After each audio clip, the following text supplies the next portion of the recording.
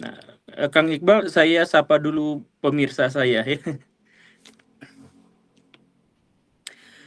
Assalamualaikum, selamat datang kembali di Guru Gembul Channel. Ada banyak sekali orang-orang di kolom komentar yang minta saya untuk memberikan penjelasan terkait dengan korupsi yang merugikan negara 271 triliun rupiah. Nah, saya pengen sih ngebahas itu secara monolog, tapi tentu saja lebih baik kalau misalkan saya berbicara ngobrol dengan orang dalam, orang yang mengetahui secara lebih detail, dan karena beliau adalah orang lapangan yang langsung pernah masuk dan turut menyelidiki kasus-kasus pertambangan ilegal, kasus-kasus korupsi dan sebagainya. Nah, orang itu adalah orang yang ini yang kemarin-kemarin kita hujat sama-sama, tapi sekarang nongol lagi. Dan nggak apa-apa, kita akan berbicara tentang korupsi yang sampai 271 triliun itu. Kang Iqbal, Damang, Damang, Kang, suaranya jelas ya?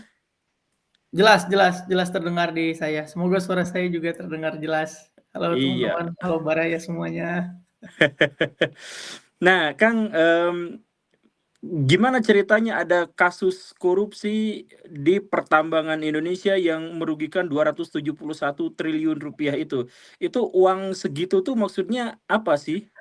Ini banyak yang salah paham nih masyarakat. Karena banyak orang yang gila, itu 271 triliun dipakai sama satu orang gitu. Kan sebenarnya bukan gitu rumusannya ya, Kang ya. Betul. Dan Nah, nggak habis-habis kalau dipakai berapa tahun katanya itu nggak bakal berapa ratus tahun nggak akan habis-habis. Jadi uangnya banyak memang itu. iya itu. Nah, jadi itu sebenarnya gimana, Kang? Itu perhitungan 271 triliun itu dari mana tuh? Jadi itu bukan uang yang langsung misalnya disuap sebesar 271 triliun atau ada yang menerima uang sebesar 271 triliun, tapi itu adalah uang atau nilai yang dihitung. Ada 3 hal dihitung di situ. Pertama adalah ada kerugian ekologis gitu, yang menghitung yang saya dengar dan saya baca dari pemberitaan adalah Prof. Bambang Hero. Prof. Bambang Hero ini memang ahli dalam melakukan evaluasi lingkungan di beberapa kasus, baik itu di kasus korupsi, beliau pernah menghitung, lalu kemudian di kasus-kasus, kayak kebakaran hutan gitu, beliau memang sering menghitung. Jadi ada kerugian yang dihitung. Jadi yang pertama adalah kerugian ekologis, kerugian ekonomi lingkungan, sama kerugian negara yang dihitung kerugian negara yang dihitung seandainya Devisa. bukan pendapatan negara yang hilang dari korupsi Iya. itu terjadi gitu. Jadi PNBP. Jadi ada 3 gitu. Nah, yang perlu dipahami juga adalah bahwa Prof. Hero juga memprediksi. Jadi misalnya ketika seandainya korupsi ini tidak terjadi, kira-kira berapa uang yang akan diterima Oleh negara. oleh negara gitu. Termasuk misalnya kalau seandainya ini terjadi kan ilegal. Ketika dia ilegal berarti tidak hanya kerugian negara yang ada di situ, tapi dia akan melakukan kegiatan pertambangan secara serampangan gitu, tidak melakukan reklamasi dan sebagainya. Nah, itu dihitung juga kerugian-kerugian di situ, termasuk kerugian sosial ekonomi juga dihitung, gitu Kang. Jadi angkanya memang besar, 271 triliun. Tapi Iya. ini sangat besar sekali ya. Sebenarnya 1 triliun aja sudah besar gitu. Iya. Jadi 1 triliun itu udah besar sekali. 1 Beberapa triliun itu bisa beli berapa 2.000 rumah di Jakarta Pusat yang ukuran standar. iya benar. Jadi 1 triliun itu udah mahal sekali sebenarnya. Udah besar sekali gitu. Jadi ini super besar sebenarnya. Tapi yang kita sayangkan yang banyak dibahas oleh netizen adalah soal Dewi Sandra dan Sandra Dewi ya. Nah, Istrinya yang malah kena itu yang saya sangat tuh sering kecewa sama netizen kita, Kang, karena mereka tuh sering salfok gitu. Ini masalahnya korupsi, masalah ekologi yang dirusak, masalah ekonomi rakyat yang dihancurkan, masalah negara yang tidak mendapatkan pendapatan, tapi masyarakat fokusnya pada, oh ini artis gitu, atau ini adalah suaminya artis gitu. Kenapa salfoknya bukan ke situ gitu. Ya iya tapi namanya betul. juga salfok sih. Kang, Kan tapi ini Kang, kemarin lalu saya tuh jadi langsung kepikiran gitu. Kemarin lalu Pak Mahfud MD itu mengutip pernyataan Pak Abraham Samad yang mengatakan bahwa seandainya korupsi di dunia pertambangan itu hilang, maka Indonesia akan mendapatkan atau rakyat Indonesia akan mendapatkan 20 juta rupiah per bulan per orang. Sampai bayi yang baru dilahirkan itu masuk juga dapat 20 juta ini. Nah, ini akhirnya jadi dulu tuh asal kepikiran apa segitunya gitu. Tapi dengan pertimbangan ini masuk ya. Jadi satu kasus korupsi aja segitu nilainya gitu.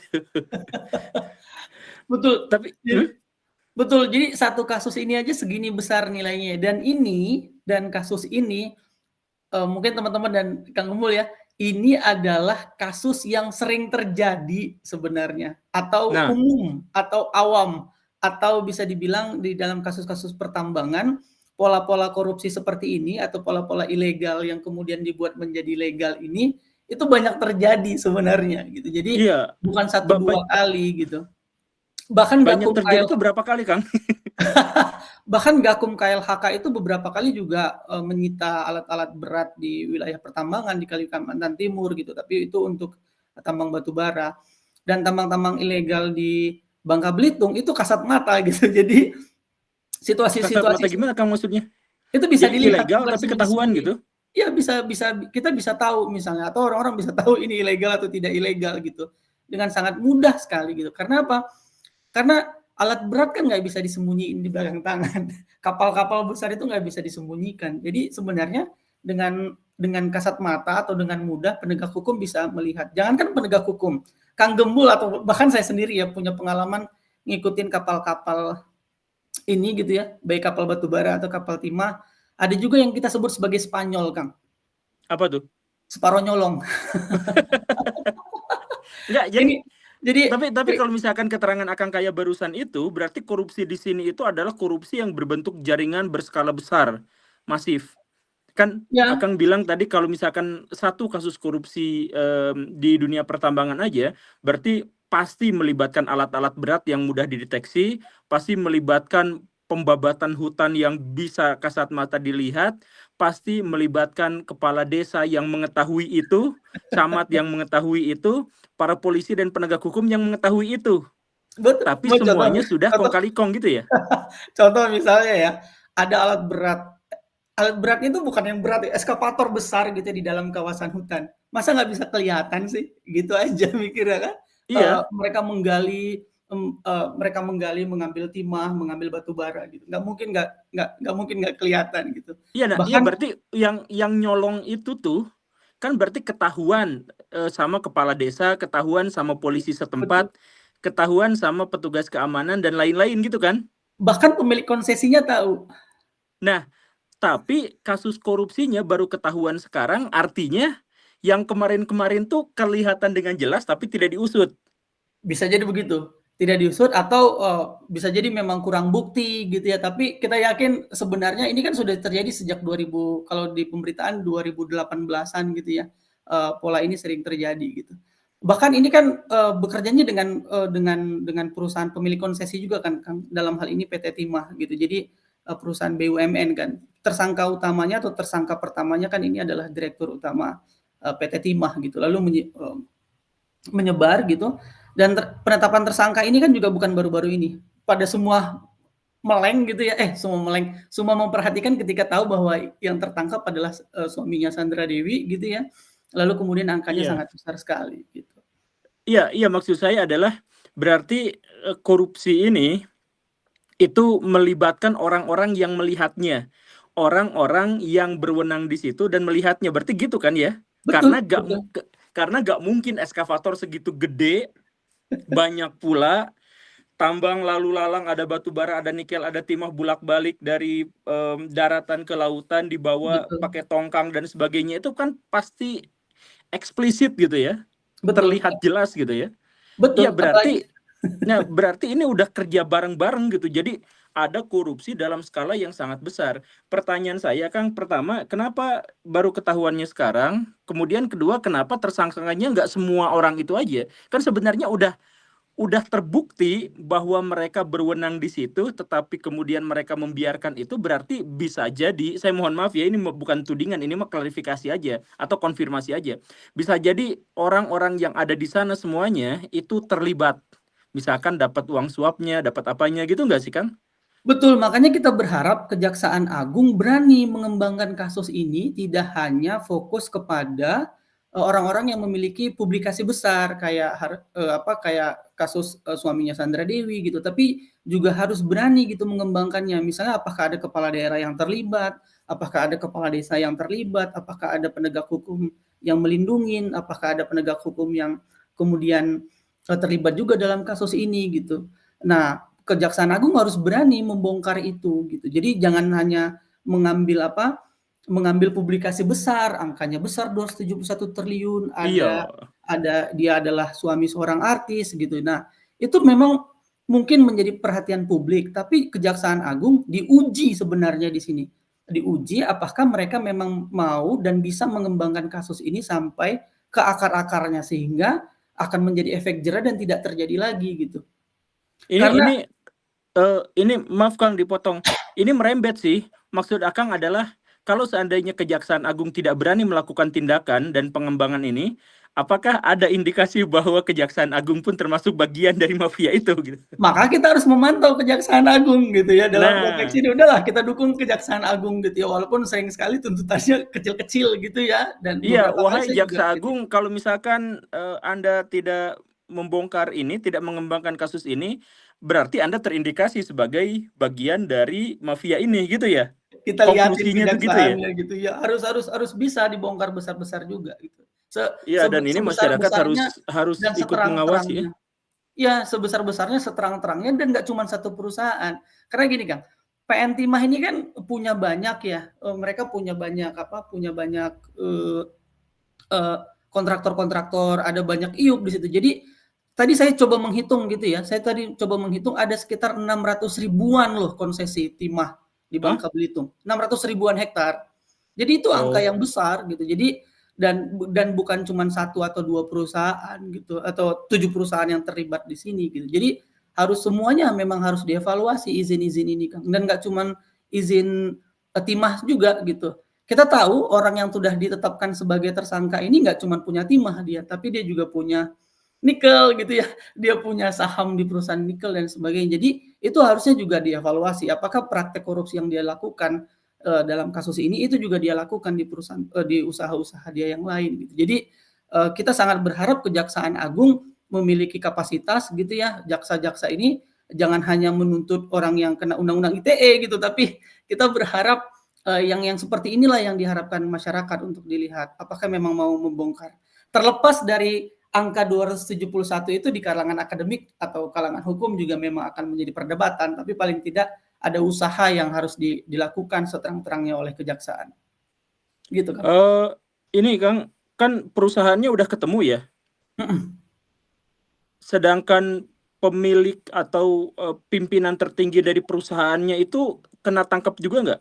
Ya udah ketemu kan yang sekarang ini kena tangkap pemegang sahamnya. Ya, ada berapa banyak itu orangnya Kang yang udah ditetapkan? Kalau tidak salah ada belasan ya Kang ya yang udah ditetapkan termasuk direktur utama sama direktur keuangannya PT Timah gitu. Jadi termasuk dari swasta gitu. Jadi ada dari BUMN lalu kemudian ada dari swasta. Kita berharap semoga sih kita bukan berharap misalnya pejabat negara korup dalam hal ini gitu ya, tapi kita berharap ada pengembangan kasus yang mengarah ke sana. Seperti kita tahu bahwa kasus-kasus seperti ini tidak akan mungkin berjalan Nah, begitu-begitu saja gitu. ya, nah, arah pertanyaan saya tuh gini Kang, kan tadi ya dikatakan bahwa korupsi itu masif, berupa jaringan yang sangat besar, mafia, konspirasi, apa yang segala rupa lah seperti itu. Itu terang-terangan, sangat jelas terlihat, tetapi tindakannya tidak ada yang mengindikasikan bahwa orang-orang yang melihat tapi tidak bertindak itu adalah bagian dari mafia itu. Kurang lebih begitulah rundutan pola pikirnya tuh. Nah, tetapi bagian yang besar itu kan juga akhirnya baru ketemu sekarang, baru ketahuan sekarang, itu pun gara-gara berhubungan dengan artis misalkan, atau gara-gara angkanya yang terlalu fantastis gitu. Nah, berarti ada orang yang melindungi, ada orang yang cukup besar, bahkan terlalu besar, sehingga dia bisa menghalangi wartawan untuk tidak masuk, menghalangi para penegak hukum untuk tidak membredel gitu kan. Berarti ya secara logis berarti wajar kalau saya beranggapan ada orang besarnya di situ gitu ya.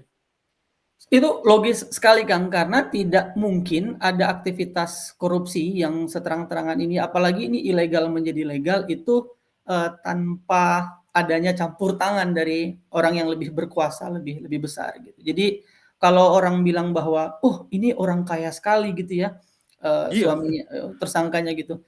Orang kaya sekali yang sering kita lihat ini, sebenarnya itu punya kekuasaan-kekuasaan lain. Itu yang makanya kemudian, yang Greenpeace sering sebut adalah oligarki gitu. Jadi oligark ini sebenarnya, tidak hanya menyetir, satu pengusaha atau dua pengusaha gitu, atau pebisnis, atau bagaimana hubungan mereka dengan politisi gitu. Jadi karena untuk mengamankan hal-hal kayak gini kita sangat percaya bahwa ada perdagangan pengaruh juga sebenarnya di situ dan ini yang kita harapkan ditelusurin sama kejaksaan.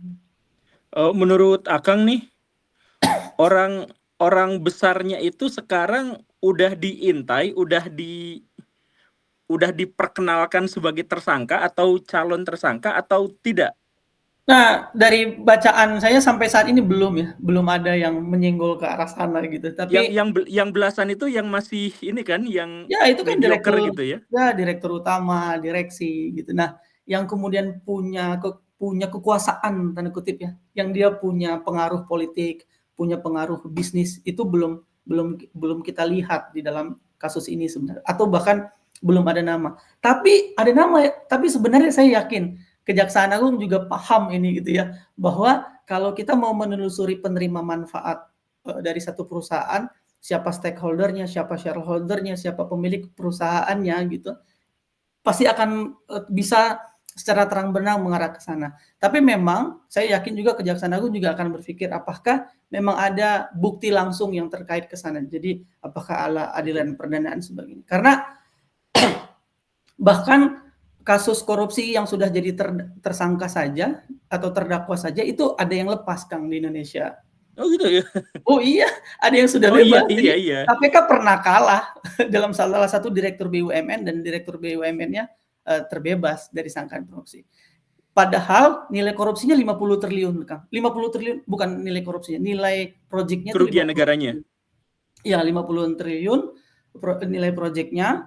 Lalu ada ketua partai di situ, ketua umum partai, Ketua mantan umum ketua. partai.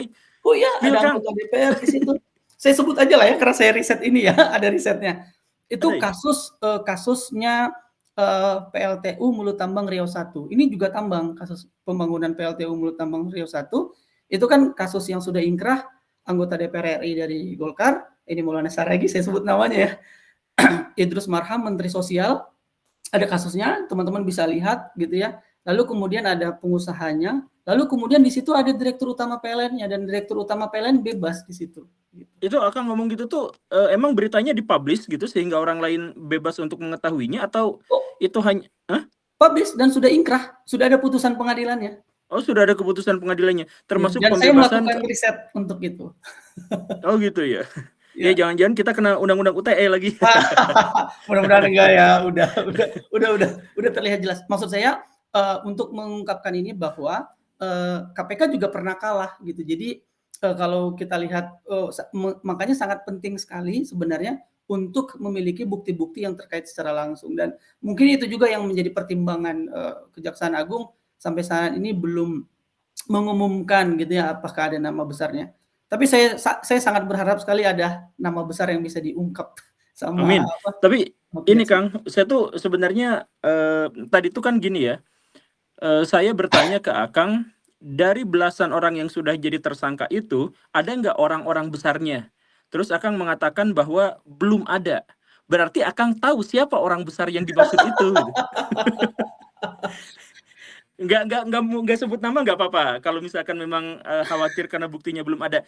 Tapi kurang lebih Akang beserta geng Akang itu dari KPK, dari Greenpeace, dari Watchdog, dari ya yang di situ itu, Akang tahu ya. Sangat bisa diketahui sebenarnya kalau misalnya kayak yang saya sebutkan Gimana tadi. caranya sangat bisa diketahui itu? Ya, jadi ada dokumen profil perusahaan yang bisa kita beli secara formal gitu ya di website gitu, dan kita tuliskan, misalnya kan ini teman-teman nanti lihat pemberitaan dan tahu nama-nama perusahaannya, dan nama-nama perusahaan itu tinggal di-searching di salah satu website Kementerian Hukum dan HAM gitu. Lalu kemudian nanti kita bisa download, kita bisa beli profil perusahaannya, dan kita bisa ketahui nama-nama siapa aja yang ada di sana gitu. Sebagai pemilik saham, apakah dan sebagai direksi, komisaris dan sebagainya. Jadi kita bisa tahu komisarisnya siapa, berapa persen sahamnya, kita bisa tahu direksinya siapa gitu. Nah, di situ juga ada bisa jadi pemiliknya itu PT gitu, perusahaan lagi. Jadi perusahaan dimiliki oleh perusahaan. Itu wajar di Indonesia. Bahkan ada yang sampai berlapis-lapis gitu, Kang. Yang Perusahaan cangkang-cangkangan gitu ya, ya, perusahaan cangkang gitu ya? cangkang-cangkangan juga. Ada yang bisa sifatnya cangkang dan ada yang sifatnya tidak gitu. Jadi sebenarnya Indonesia itu meratifikasi salah satu kesepakatan internasional soal EITI dan FATF namanya, Kang. Kepanjangannya saya juga agak sulit ya. Tapi EITI dan itu soal mempublikasikan orang-orang yang memiliki perusahaan-perusahaan, termasuk di tambang, Industri Ekstraktif Transparansi Inisiatif EITI. Jadi Tapi itu kan belum tentu, misalkan kita tadi download gitu ya informasi profil perusahaan dan kita menemukan ada orang-orang besar yang ada di sana. Belum tentu kan orang-orang besar itu tuh terlibat, bisa aja dia cuma pemegang saham gitu. betul, betul. Nah, maka itu adalah dugaan pertama gitu kan. Itu masih layer 1, masih jauh. Makanya saya bilang tadi perlu dibuktikan apakah ada aliran pendanaan. Maka ketika kita meminta pembuktian aliran pendanaan itu, makanya kita minta juga Kejaksaan Agung melibatkan PPATK untuk menelusurin uang-uang ini kemana saja gitu. Tapi Apakah ada mengalir ke pemilik-pemilik saham gitu. Tapi kan Tapi misalnya seingat saya Kang gini, Gembul Kang. nih Kang Gembul pemilik Gimana? saham, emang nggak mau dapat keuntungan dari perusahaannya? Oh iya ya. Iya. Iya, mau sih. Yang perlu ditelusurin adalah apakah pendapatan perusahaan itu didapatkan secara halal gitu ya, Kang, ya, Iya, tanpa ada tindakan kalau korupsi pemegang atau saham tidak. pasti tahu lah ya duitnya. Iya. Masa enggak juga sih? Iya, Ya pasti dia betul. ngontrol lah, orang duitnya sendiri masa nggak dikontrol. Iya. Nah, satu lagi Kang aku tambahin, dan di Indonesia itu ada aturan soal political exposed person sebenarnya. Jadi orang-orang yang dia terekspos secara politik gitu ya dan menelusurin. Jadi nggak cuman pemegang saham, kekerabatan juga harusnya bisa dilihat. Misalnya apakah dia keponakan, apakah dia anak dari seseorang, siapa gitu. Ayahnya siapa, apakah orang tuanya punya pemilik saham. Nah, itu yang harus dipertanggungjawabkan karena seseorang bisa mendapatkan keuntungan dari satu perusahaan meskipun dia tidak tertera di dalam dokumen resmi. Namanya ultimate beneficial ownership, gitu. Penerima manfaat utama dari satu perusahaan. Gitu. Jadi Ini kalau saya pemilik saham, kemudian saya tiba-tiba dapat bagian yang sangat besar, kalau saya jujur, pasti saya akan melacak dari mana saya dapat sebesar ini gitu ya. Betul, betul. Iya, berarti Jangankan itu pemilik saham, tidak Iya, pemilik iya. saham juga bisa, Kang. Nah, Tidak jadi pemilik gimana? saham, misalnya Kang Gembul bukan pemilik saham dari satu perusahaan manapun gitu ya, tapi ada yang menyetorkan uang ke Kang Gembul, bisa kan? Ya bisa sih. Sebagai penerima manfaat utama, gitu. Aduh. Gitu. Tapi kan gini, kan Akang tadi bilang ya bahwa sebenarnya sangat, dalam tanda kutip ya, sebenarnya sangat mudah untuk kita bisa mencari siapa orang besar yang dimaksud itu. Dengan runutan bahwa di profil perusahaan pasti ada pemegang sahamnya, pasti ada komisarisnya dan sebagainya. Mereka terindikasi kuat atau hampir pasti mengetahui bahwa nilai perusahaan tiba-tiba naik atau dapat keuntungan yang tiba-tiba besar dan sebagainya kan pasti ada. Tapi gini, pengalaman penegakan hukum di Indonesia kemarin-kemarin itu koruptor yang ketangkap tuh yang middle, Kang, yang tengah-tengah. Dan karena korupsi itu kan berupa jaringan besar. Nah, yang tengah-tengah ini gak pernah berani speak up untuk membicarakan tentang siapa yang lebih besar, siapa dalangnya misalkan. Seingat saya, koreksi jika saya salah, dulu Ibu Angelina Sondah itu kan beliau sudah divonis sebagai koruptor gitu ya. Nah, setelah bebas beliau itu mengaku bahwa ada jaringan yang lebih besar tetapi beliau tidak berani mengungkapkan. Nah, berarti ibu ini tuh memang koruptor, jaringan koruptor itu, tetapi yang besar-besar sampai sejauh ini tuh aman terlindung gitu. Gitu kan? Kang, betul. Kenapa kemudian disebut extraordinary crime korupsi ini? Ya, salah satunya adalah karena mereka berjejaring, nggak ada korupsi yang dilakukan sendirian gitu. Jadi korupsi berjamaah itu mubazir kata jamaah di dalam korupsi. Karena korupsi itu udah pasti berjamaah, nggak sendirian gitu ya. Walaupun sebenarnya kita sayang sekali ya menempatkan kata berjamaah, tapi korupsi itu tidak pernah terjadi sendirian, Kang. Gitu. Pasti Iya, ada iya. yang menyuap dan ada yang disuap dan tidak sendirian. Tapi memang tidak semua bisa diungkap atau tidak semua bisa diseret ke pengadilan. Sehingga yang paling memungkinkan adalah yang punya bukti kuat gitu. Dan terkadang penegak hukum kita tuh puas dengan mengkriminalkan atau bukan mengkriminalkan, mendakwa atau mentersangkakan 3-4 orang itu sudah puas gitu. Padahal ada Iya. belasan sebenarnya. Dan setelah didakwakan pun Kang, kecil-kecil loh Kang. Apa yang Vonisnya kecil-kecil?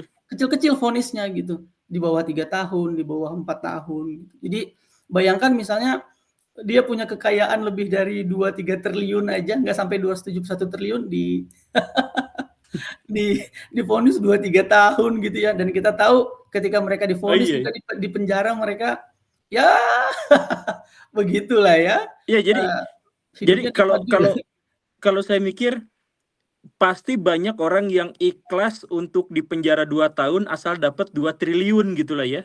1 triliun aja saya ikhlaskan. Gitu.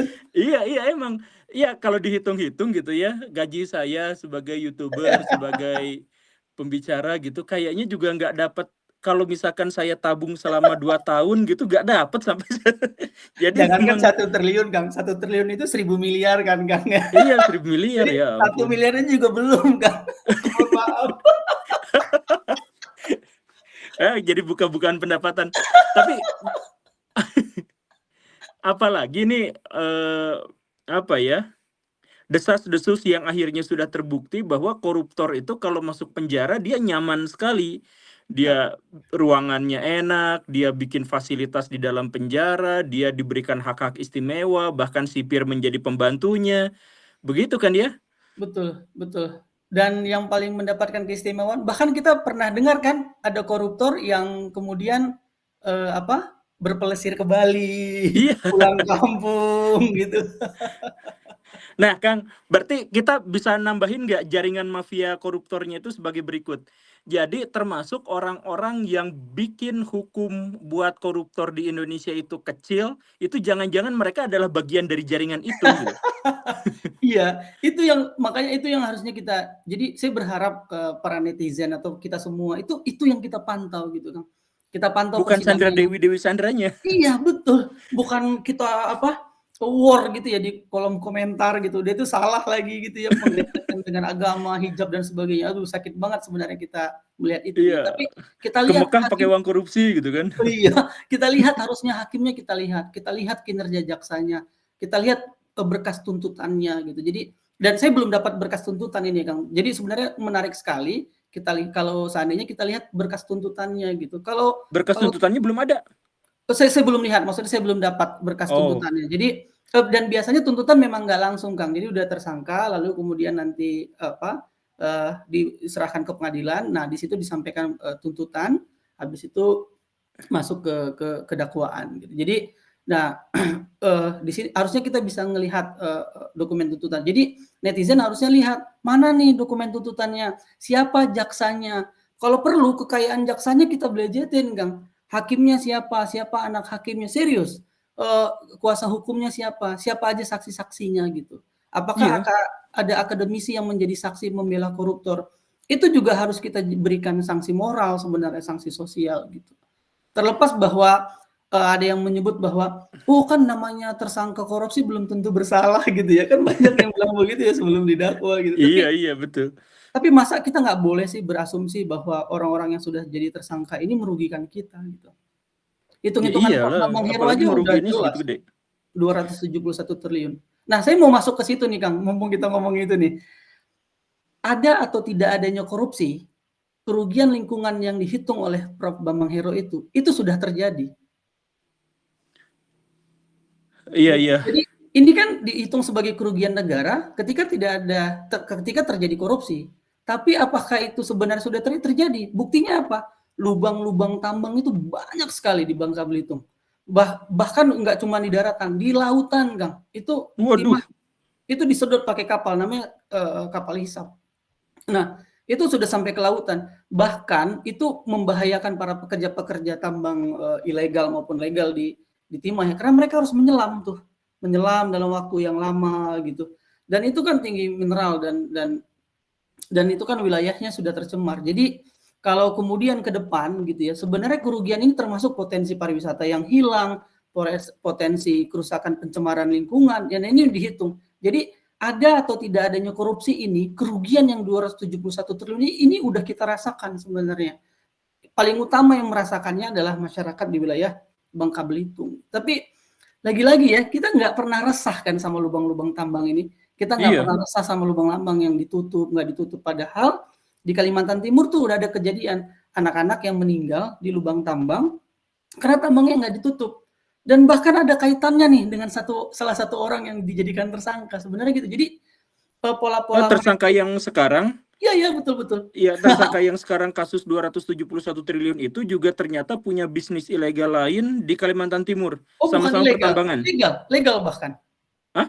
Legal Legal? bahkan. Legal, tapi kemudian tambangnya tidak tertutup. Ketika dia tidak ditutup, banyak anak-anak main di situ, lalu kemudian tenggelam gitu. Dan disalahkan anak-anaknya, kenapa juga main di lubang tambang gitu. Ini kan Nah, logika kebalik ya.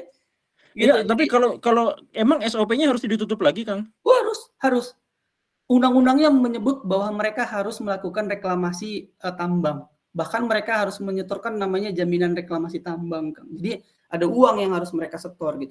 Nah, ini kenapa orang milih ilegal, Kang? Karena dia tidak harus menyetorkan uang. Dia tidak harus melakukan tambang. Oh ya udah kita ilegal saja. Tanpa kewajiban-kewajiban tersebut, mereka bisa mendapatkan timah, bisa mendapatkan batu bara, bisa mendapatkan nikel. Sekarang komoditas ini mereka jual kemana? Kan nggak tahu tuh, kan nggak bisa dijual gitu aja ke publik. Tentu harus dijual ke perusahaan-perusahaan yang legal. Dijual kemana? Ke smelter. Nah, makanya dalam kasus ini ada perusahaan tambangnya, terus ada yang ilegal dijadikan legal, kemudian dijual ke smelter, di smelter diolah, kemudian jadilah dia legal. Ini semacam uang yang dicuci ya, jadi kita bisa bilang tin laundering, coal laundering, nickel laundering. Ini umum terjadi kan? Apakah saya tahu atau tidak tahu? Ini Gakum juga pada tahu gitu, bahwa ada namanya istilahnya tambang koridor, Kang, kalau mau kita Apa tuh tambang bilang. koridor tuh?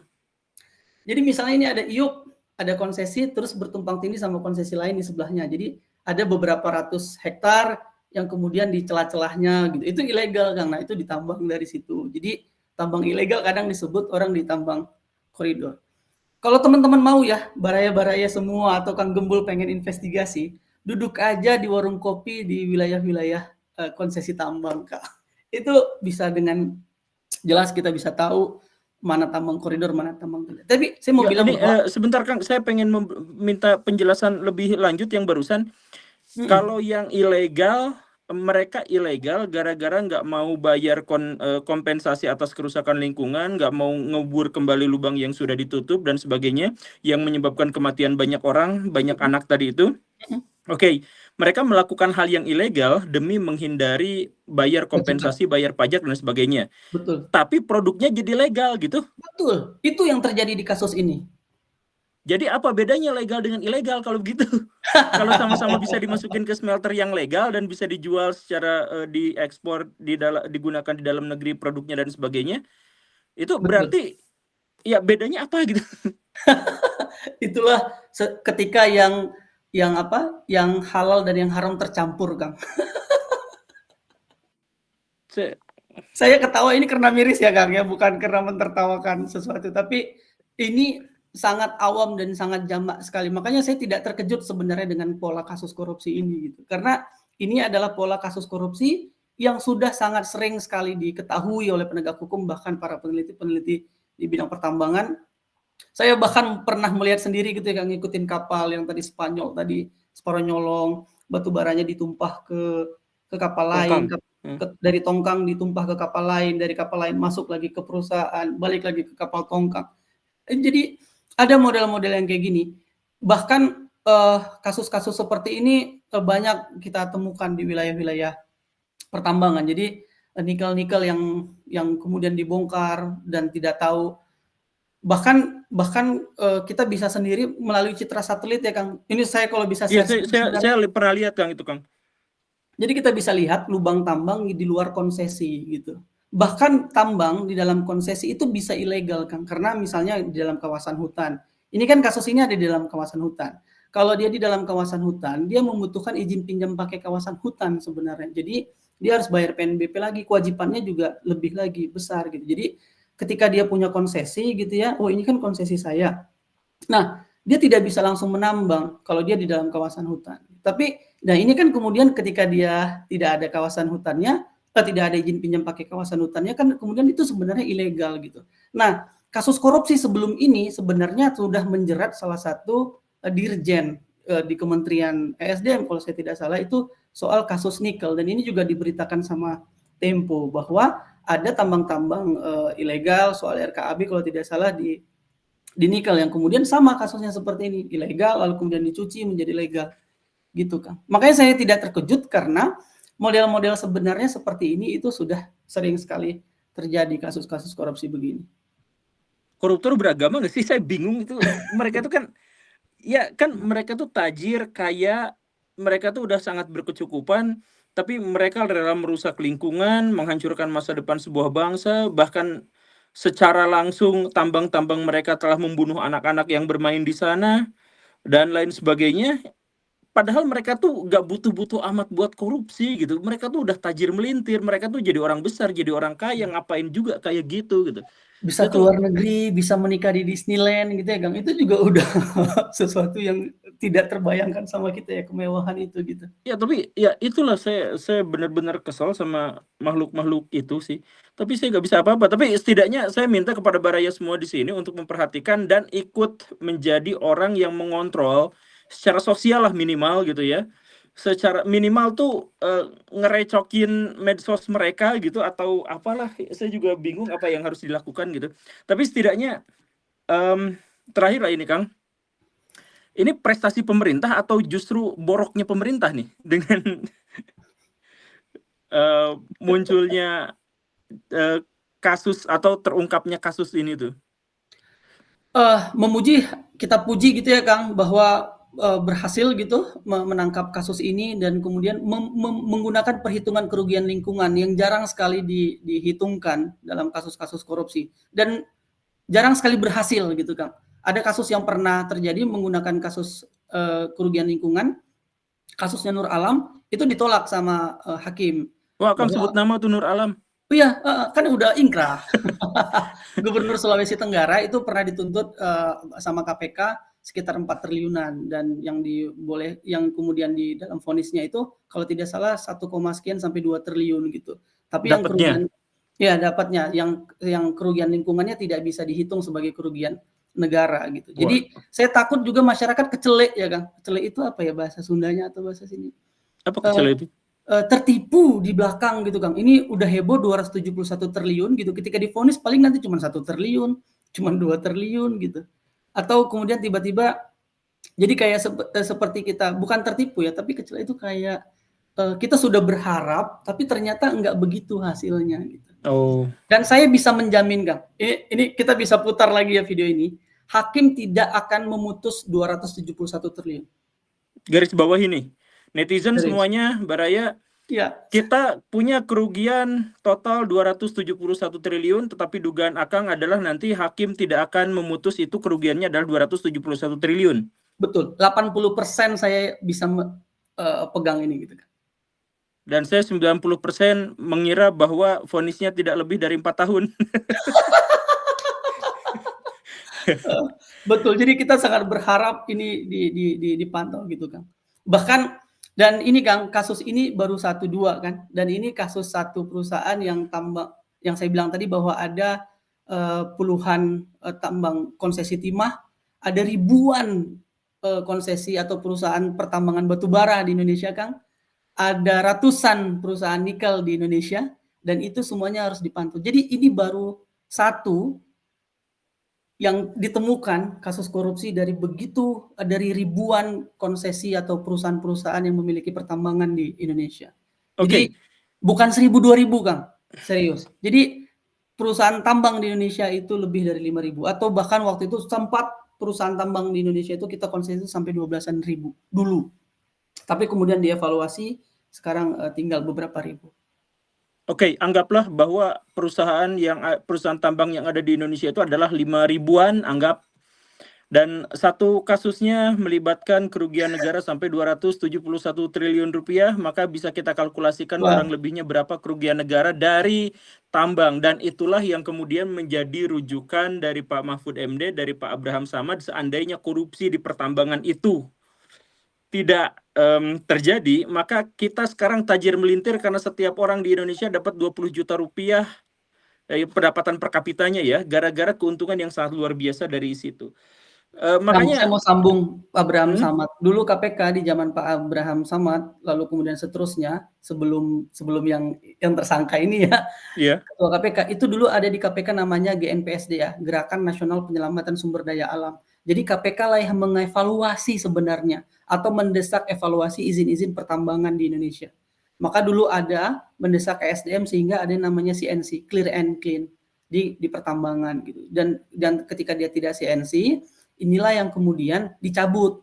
Nah, dicabut izinnya gitu Kang. Nah, yang paling menarik ketika dicabut, ada yang kemudian terbit lagi Kang izin-izin ini. Nah, yang terbit lagi ini bahkan sudah ditelusurin sama Tempo beberapa minggu yang lalu bahwa izin-izin yang terbit lagi ini atau aktif lagi ini menyetor kepada menteri sekian miliar menteri. Dan ada nama menteri kan yang disebut, lalu kemudian menteri tersebut mengadukan Tempo ke Dewan Pers gitu. Lah, jadi Temponya yang kalah. Tempo diadukan, lalu kemudian Dewan Pers menyebut bahwa Tempo tidak melanggar kode etik gitu. Ya itu khawatirnya ngelawan orang-orang kayak gitu tuh, mereka tuh punya kuasa untuk melaporkan, mereka punya pengacara, mereka punya. Ya, tapi netizen jangan putus asa karena kita punya banyak cara untuk mengontrol, mengawasi, melihat. Karena apa? Karena kerugiannya dapat kita yang ruginya. Jadi buat Baraya yang sekarang penghasilannya UMR 4 juta, 5 juta, 6 juta, itu terjadi gara-gara ada korupsi besar-besaran yang dibiarkan dan terjadi secara masif dengan jaringan yang sangat luas. Kang, gitu nggak ya? cuma mereka jadi UMR, Kang. Kenapa kita sekolah susah? Kenapa kita harus bayar sekolah? Kenapa kita harus mikirin makan gratis? Kenapa kita harus kuliah, bidik misi dan sebagainya itu sangat susah, berebut. Itu karena korupsi-korupsi ini. Jadi korupsi ini bukan karena tambang timah, kemudian timahnya rusak, tapi kesana kemari gitu ya. Jadi kita susah sekolah, kita harus bayar transportasi umum gitu. Harusnya kan bisa gratis kita naik kereta api, kita bisa gratis naik komuter lain. Kita nggak perlu menggunakan kendaraan pribadi yang sangat mahal gitu. Jadi bayangkan kekayaan ini jika digunakan untuk pelayanan dasar di Indonesia. Gitu. Saya makin kesal Kang. Jadi tapi kita akhiri saja karena Google Meet kita juga terbatas. Karena uang saya terbatas, karena uang saya dikorupsi sama makhluk-makhluk itu. Karena harus bayar anak sekolah kan. Baraya, saya mohon semuanya yang masih menonton sampai akhir jangan putus asa menghadapi masalah yang seperti ini, karena kita bukan dituntut untuk menyelesaikan masalah ini, kita dituntut untuk turut berproses, berkontribusi untuk menyelesaikan masalah ini. Selesai atau tidaknya itu urusan Tuhan, tetapi siapa yang melakukannya itu adalah urusan kita semua. Jadi terima kasih karena sudah menyimak. Saya Guru Gembul dan Kang Iqbal pamit. Kapan-kapan kita ketemu lagi. Terima kasih. Assalamualaikum warahmatullahi wabarakatuh. Waalaikumsalam warahmatullahi wabarakatuh.